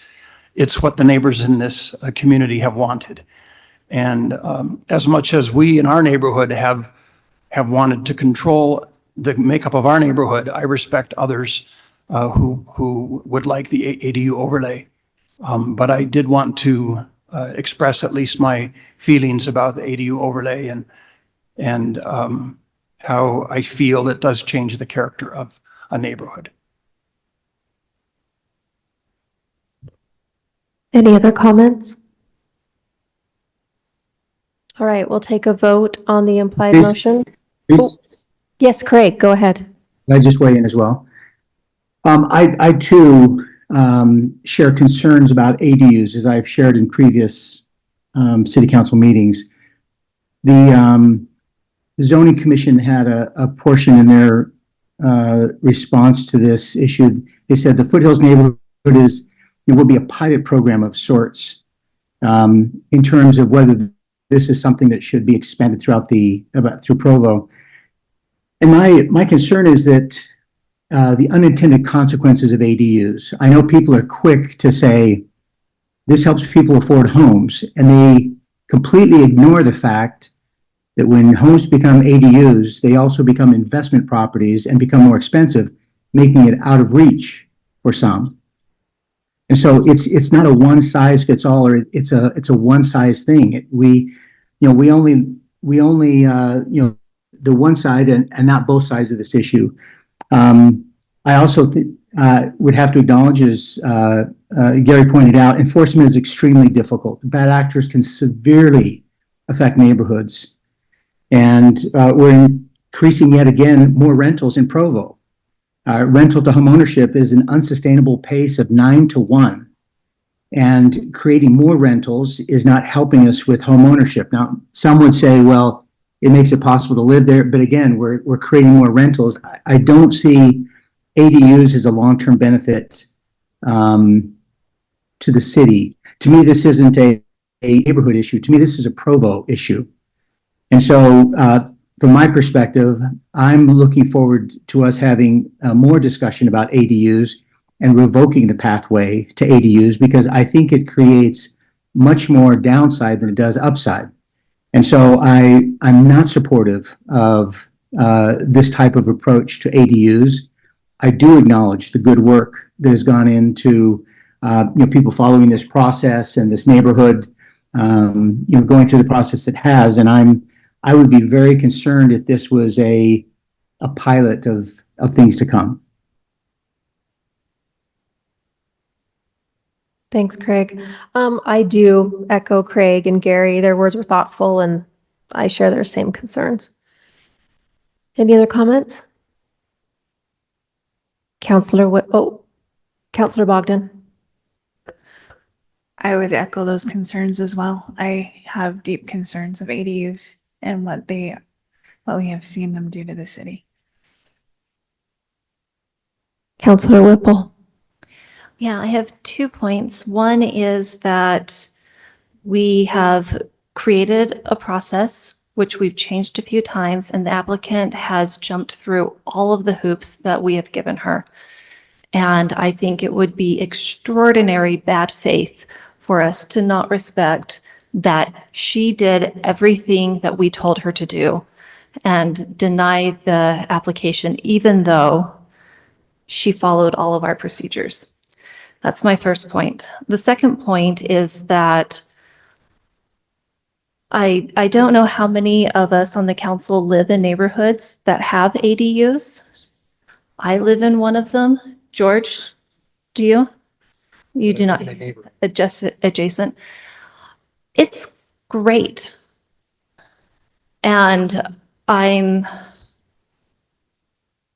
find it beneficial to have neighbors who have ADUs, who live in them, who rent them out. We benefit as a neighborhood from having, younger families or lower income families living in the same home as these more stable families who own their homes.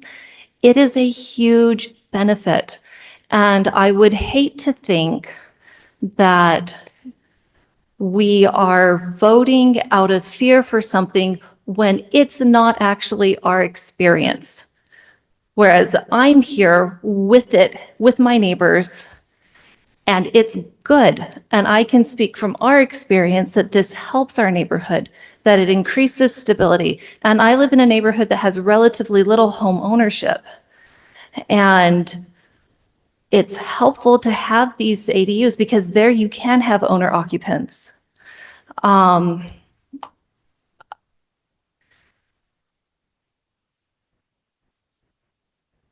It's easier to be afraid of something that you don't want to come into your area and to not respect that it is good in the areas where it already is. It's easier to be afraid of something nebulous and possible negative consequences than it is to recognize the benefits that actually occur where it already is. And I don't want us to be driven by fear. I think that we can do better for our city than that. We can look at good data. We can look at the positive experiences of the areas that already have these. And I think that this neighborhood, who has been fighting for this for 5 years, has considered all of these things. And I'm really delighted that they've gone through the process and that they are asking for this. This is a yes in my neighborhood action instead of a not in my neighborhood action. And I want to support that kind of welcoming attitude in our city. I am going to vote for this because the neighborhood wants it, but there's no way any of us are, I've spoken in depth with other counselors. I don't think anyone's working in fear at all. I think we're working on statistics and facts and experience. I've lived in a neighborhood with ADU for 10 years. And I've seen the facts of it. And we're in a really unique city. I don't think our city is comparable to other cities between BYU and the incredible attraction people have from all over the world, if you're of a certain religion, to live and own something in Provo. There's just no other place like it. But so I think fear is unfair thing to say. I don't think fear has anything to do with it. I think it's the facts in the picture that we're looking at, and everyone looks at pictures differently. Okay, I apologize if I said that if that was okay. I know many of the emails that we get are dripping with fear. And there are a lot of worries that we get.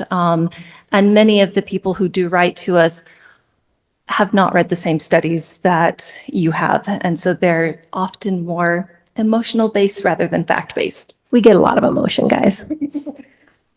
Councilor Handley. Yeah, I don't want to rehearse all of our debates about ADUs. I just want to point out the practicality here again. And I really appreciate Mr. Garrett and Councilor McKay for being willing to support this, even though I know it goes a little bit against some of your feelings about ADUs generally, because I think it's the right thing to do for a neighborhood that is this strongly unanimously in favor of this with regard to their own properties. And the only thing I have insisted on that I will continue to insist on is I have not seen compelling data that says that when you allow ADUs, you have a higher rate of predatory investments than when you don't. Because we have those problems all over the city.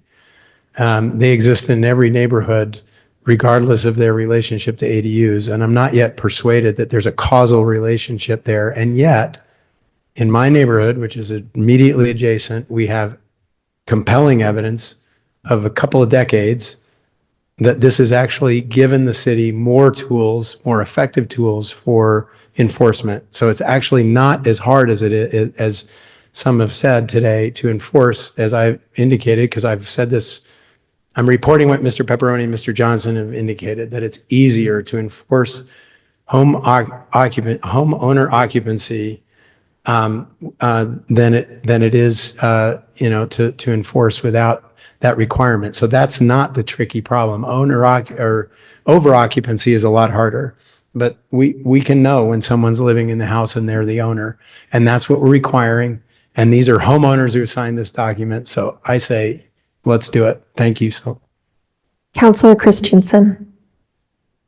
Well, and because we are where we are, with this issue, with this Foothills neighborhood, I too will vote for it, because they have gone through the process and they have done these things, and I do feel strongly against it. Thank you, Catrice, for clearing up that I'm not speaking out of fear. I'm speaking out of what I think is best for the city. And so, again, we'll have more discussion about, does it help enable purchase? Does it, or doesn't it? Is it hard to enforce? Again, we'll have plenty of time to go through that in more detail, and we should. I do think it's disingenuous to just sweep away the dozens and dozens of conversations I've had with people in the Pleasant View neighborhood who express huge concern about what's happened to their neighborhood and how ADUs have not been a gift, how ADUs have not been helpful. So I'm not speaking from my experience. I'm speaking from the dozens of people I've talked to. So please don't just sweep that as away as being fearful and afraid of something. I'm simply trying to represent a different point of view. And because you don't agree, you don't dismiss it as not a valuable perspective. Thanks, Craig. Any other comments? Ready for a vote? Oh, Councilor Bogdan. And I'd say that mine come from not only the people in my neighborhood that have come to my neighborhood from other neighborhoods before the west side was sold out for a 100% ADU. They came there for that reason, because the places they were coming from in Provo had a bunch of ADUs and they didn't like it. And so when they started to see these things in our move-up homes, they started contacting me as a neighborhood chair. I'm hearing these things from Provo South. I'm just like Craig. I hear these things all the time from people that I know and respect, including Lisa Jensen on the Planning Commission. So it isn't coming out of fear. It's coming from even people in my own neighborhood. Thanks, Becky. All right, ready to vote? Okay, start with myself here. Councilor McKay, yes. Councilor Whipple.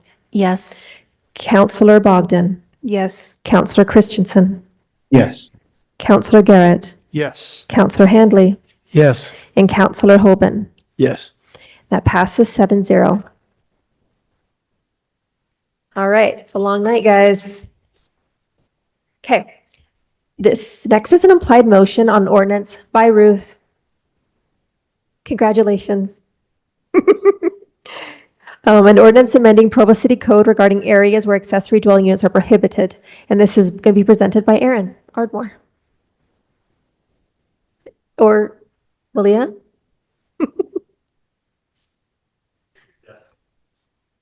I'm just gonna do this. So this is from a council motion that was made in the beginning. Well, actually, I don't remember when this motion was made, but it was specifically to remove R2 PD zones and the SDP 5. So that's what this is doing. We made one change from work meeting because Michael, the great council staff member that always reviews code for us, realized that there's R2 PD zones on the west side as well. So without this addition down here in subsection 3, the R2 PD zones weren't actually excluded also from the west side, which was the intent. So we went in and made that edit. So that is all. Great, Malia. Thank you. Counselor Whipple. Are we going to need to update this little map based on the last vote we just took? Yes. Okay.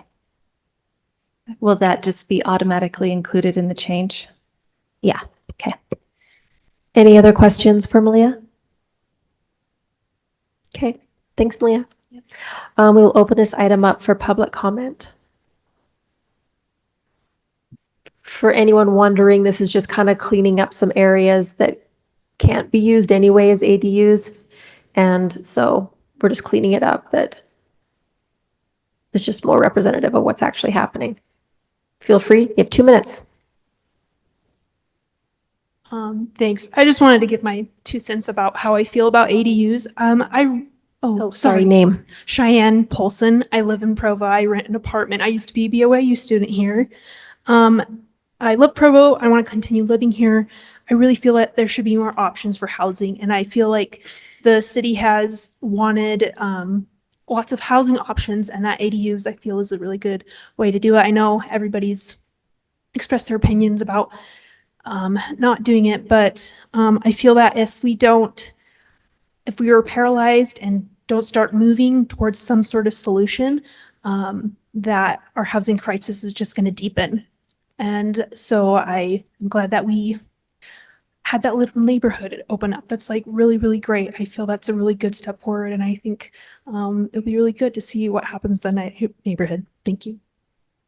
Thanks, Cheyenne. Any other public comment? All right, we'll open this item up for public discussion. Council discussion. Thank you, Gary. All right, we're going to vote. All right, Counselor Whipple. No. Counselor Bogdan. Yes. Counselor Christensen. Yes. Counselor Garrett. Yes. Counselor Handley. Yes. Counselor Hoban. Yes. Counselor McKay, yes. So that passes 6-1. Next, an implied motion on a resolution to place approximately 0.96 acres of vacant land on 2435 West. What? Doing trades and encumbrances? Thank you. Luckily, I have some helpers. It still is Tara. I can do either one first, You're here whichever. for 2 things. So we'll do the ordinance first, amending. This is number 10, an ordinance amending Provo City Code regarding certain trades and encumbrances of real property. Okay, as we discussed earlier today in our work session, the purpose of this amendment is to simply clarify when items related to property encumbrances should be brought to the council for approval. So this new amendment would require the council consider all encumbrances in the form of easements, rights-of-way, leases, licenses, boundary line adjustments, or other encumbrances on city-owned property that will receive a consideration in excess of $50,000. All transactions described in this section, so all of those lovely property transactions with a consideration of less than $50,000 would be negotiated and approved by the administration. So are there any questions? We had a pretty robust discussion, so I don't know if we need to go into anything else. Any questions for Tara, guys? Okay, I don't think so. Okay. We'll open this item up for public comment. All right, we'll move to council discussion. Becky? Oh, no. Okay. All right, we will move to a vote. Counselor Bogdan. Yes. Counselor Christensen. Yes. Counselor Garrett. Yes. Counselor Handley. Yes. Counselor Hoban. Yes. Counselor McKay, yes. Counselor Whipple. Yes. All right, that passes 7-0. Next, Tara again, a resolution to place approximately 0.96 acres of vacant land at 2435 West, 560 South on the surplus property list. Okay, and this is one that we discussed in work session over a month ago. I'm hoping we have the picture of it. Okay, so as we discussed in work session, we've been trying to clean up some boundary line issues with the regional sports park. One of those issues is on the north side. We've got a property overlap with property that's owned by the Carter Farms. This is encumbering about 0.96 of an acre. So it's clouding our title as well as their title. So we've negotiated with the Carters to do a property trade. So on this exhibit, we'll be trading the property that's in the dark red with the property that's green. So we've intentionally enlarged our parcel that's shown in purple. That's where we currently have a lift station that's going to be decommissioned eventually. When it's decommissioned, we anticipate that that would then be developable. So we've left a lot big enough that we could do development. So the purpose tonight is a resolution to place this property on the surplus property list and authorize the mayor to do a transaction, which would basically be the property trade. I'm having a mind blank, Tara. Okay. I was thinking this was the soccer complex. The soccer complex is located to the south. Oh, okay. But So the property that's in the dark red is part of the regional sports park. Gotcha. Okay, that's what's throwing me. Okay, so what is this land we own here in the green? What is our purpose for it? Or So do we have plans? we acquired this property several years ago for the extension of 2470 West. And we had to buy all of the property because the property owner didn't want to just sell Right. the parcel just for the road. Okay, so are there plans for that down the road, or is that something that we might just sell to be developed? We may sell it to develop. We may have some other uses that may be in coordination with the regional sports park. We haven't really solidified Okay. anything, but it's property we Own. we could at least get rid of the property that's to the north. Yeah, To resolve yeah, this that issue. seems a bit. Yeah. Okay, thanks, Tara. Uh-huh. All right, any other questions for Tara? Just Counselor Garrett? Just a comment, Tara, to thank you for your service to the city, for your work on these issues. It doesn't escape me that we had you present first in our work session this morning at 10 a.m. And here 10 hours later, you're presenting almost last in our council meeting. Thank you for your great work and service. Thank you. All right. Any other questions for Tara? Okay, thanks, Tara. Okay. We will open this item up for public comment. Council discussion. Any discussion on this item? All right, let's do a vote. Counselor Christensen, Yes. Counselor Garrett, Yes. Counselor Handley, Yes. Counselor Hoban, Yes. Counselor McKay. Oh, yes, that's me. Counselor Whipple. Yes. And Counselor Bogdan. Yes. Okay, so that passes 7-0. Thanks so much, Tara. Okay, next is an implied motion on a resolution accepting an annexation petition for further consideration for approximately 15.738 acres of a total 68 acres of property generally located at 1000 North Lakeview Parkway, presented by Gordon Haight. All right, thanks. So in a work meeting several weeks ago, we talked about an annexation on the west side. Since then, we've had a number of meetings with Brian and a number of other city officials, and we've determined that it'd be better to do this annexation in two parts. So let's just show you quickly the map. Okay, so in red was the area that we brought to you for annexation. There's two property owners. You can see that did not want to participate as part of the annexation. And so instead of bringing one annexation and forcing people in and causing issues, what we're going to do is do each of these annexations separately. So probably within a month or so, we'll be bringing you annexation number 2. But annexation number 1 includes property owned by the Provo School District and property owned by Provo City. And that's what we're dealing with today. It's just this annexation number 1. And so we're asking you to pass this resolution to accept this annexation petition, which is signed by Tara, who represents the city of this. So, Okay, thank you, Gordon. Any questions for Gordon? Chair McKay, I had one follow-up comment, just because I know that this is one of those ones that state statute requires a multi-step process, and sometimes that's confusing, and a month or more from now, you might be going, didn't we already do this? So just to clarify, the only thing this resolution does is accept the petition to be reviewed and processed. It doesn't actually approve the annexation. So there's another process. If you have a one-time chance to say, we don't even want to think about it.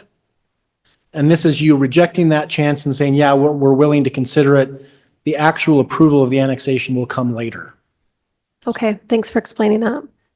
Any questions for Gordon? Okay, thanks, Gordon. Any public comment on this? All right, council discussion. Any discussion on this item? Travis, you've been very quiet tonight. Isn't that a good thing? All right, we will go ahead on a vote on the implied motion. Counselor Garrett, Yes. Counselor Handley, Yes. Counselor Hoban, Yes. Counselor McKay, yes. Counselor Whipple, Yes. Counselor Bogdan, Yes. Counselor Christensen. Yes. That is unanimous, 7-0. If there's no objection, we will now adjourn the Provo Municipal Council meeting and convene as the governing board of the Redevelopment Agency of Provo by unanimous consent. All right. This is my turn. Before I start this, I want to quickly do a personal thing. As I gave offense in this public meeting, I want to apologize in this public meeting. I apologize for attributing motives to my fellow councilors. That is not helpful nor productive. It hurts my relationship with you, and I'm sorry if I've lowered myself in your regard. Okay, now on to this. No, Rachel, you're fine, just so you know. And usually I do much worse, so you don't have to worry about it. But thank you for the apology, are but I don't fine. think any of us took offense in it. I mean, ultimately, you're fine. You know I'm a stinker on these issues, Yeah. but You're I'm not great. usually that stinky. We love you. Don't worry about it. All right. RDA business number 13, a resolution of the Redevelopment Agency of Provo City approving interlocal agreements for the Mixed Community Reinvestment Project Area.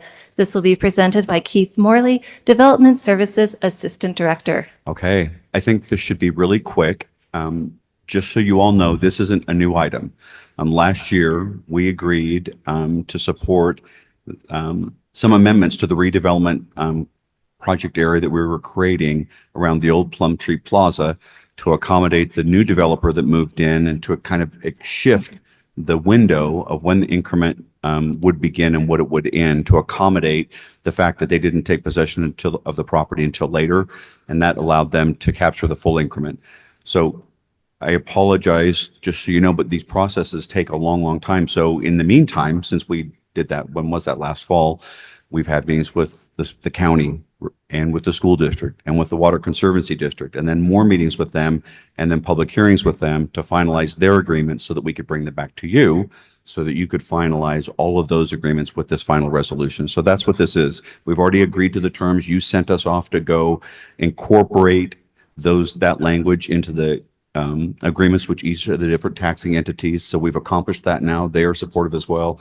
We have their agreements, and this resolution basically just gives us the authority to execute those and to get them all recorded and to get it finalized. All right. Are there any questions for Keith on this matter? Okay. Do you know what? I just have a question. Yeah. Please. You must dream about these things. You repeat them so many times. Yeah. You know what I mean? Yeah. You have to go through so many meetings saying the same thing over and over again. So all these entities, we are grateful that you do that and we don't have to do that. Thank you. And thank you for your time on this, Keith. No, thank you very much. Okay. Is there any other council discussion or board discussion? Sorry.